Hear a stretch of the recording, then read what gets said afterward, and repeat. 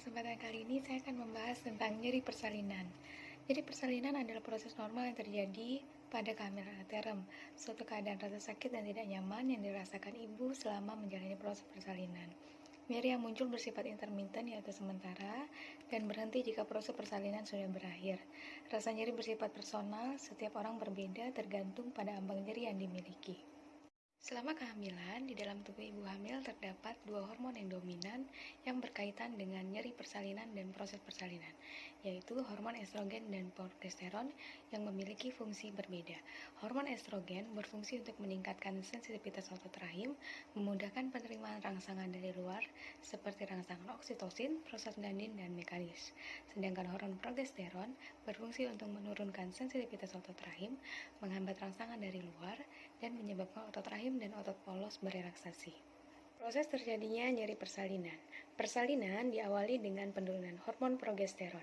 Respon tersebut memberikan rangsangan ke hipotalamus untuk mensekresikan oksitosin yang dikeluarkan melalui hipofisis posterior, sehingga terjadinya kontraksi otot myometrium yang berdampak terhadap munculnya respon nyeri pada ibu.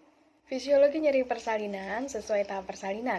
Pada kala 1, kontraksi rahim ditimbulkan karena perubahan serviks dan iskemia uterus atau penurunan aliran darah sehingga oksigen lokal mengalami defisit. Diawali dari fase laten, terjadinya dilatasi dan penipisan serviks, dan fase aktif terjadinya pembukaan serviks dan penurunan bagian terendah janin. Rasa nyeri akibat perubahan serviks dan iskemia uterus disebut dengan nyeri visceral. Nyeri persalinan hanya terjadi selama kontraksi dan ibu bebas dari rasa nyeri pada interval antar kontraksi. Nyeri kala 1 berasal dari bagian bawah abdomen dan menyebar ke daerah lumbal punggung dan menurun ke daerah paha. Persalinan kala 2, kala pengeluaran bayi. Ibu mengalami nyeri somatik dan nyeri perineum. Nyeri perineum timbul akibat peregangan jaringan perineum saat adanya kontraksi. Rasa nyeri saat serviks dilatasi penuh dan rasa nyeri akibat peregangan otot dasar panggul disebut dengan nyeri somatik. Nyeri pada kala 2, intensitas nyerinya lebih nyeri dan lokasinya lebih jelas dari saluran genital bawah seperti perineum, anus, vulva, klitoris, serta daerah pinggang.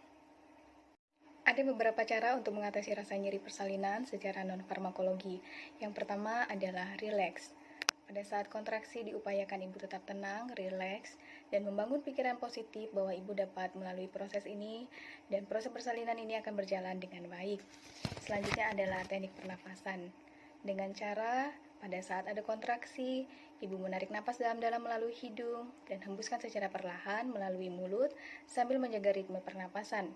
Dapat juga dilakukan dengan teknik pan-pan blowing, dengan cara menarik napas dalam-dalam melalui hidung, lalu keluarkan dalam 2 kali embusan pendek dan diakhiri dengan embusan panjang.